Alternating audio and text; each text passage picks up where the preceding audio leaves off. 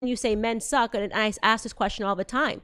You complain about men, but are you being the type of a woman that a man would want? I think it's a self-perpetuating problem, meaning that there are crappy men in the world, right? But men are crappy because we've created a system where manhood has become obsolete.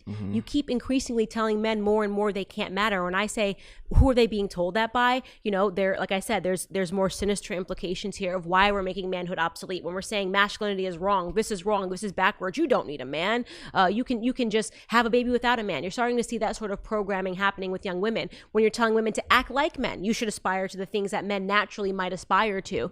When you remove the more natural feeling of men being providers and women being nurturers. So you're creating men to feel obsolete, and then women are complaining because men aren't being men.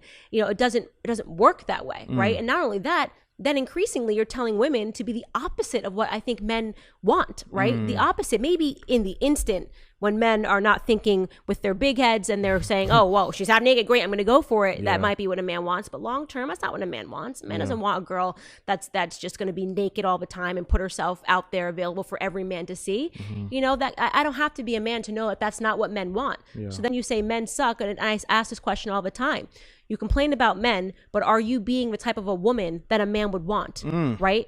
It's a self-perpetuating problem. And then you say that and they, oh my God, Candace is a horrible human being. And I'm looking at you going, I'm not a dude. I wouldn't date you. You know what I mean? Yeah. And so, and then you have men who are, you know, being hit over the stick and being told, man, bad, masculinity, bad, who need to be told, no, stand up, you know, tuck your shirt in, right? Be a leader, be what a man is supposed to be. And that dies when we're not even allowed to say man and woman anymore. And that gets me into the transgender. And I could rant for 3 hours on that.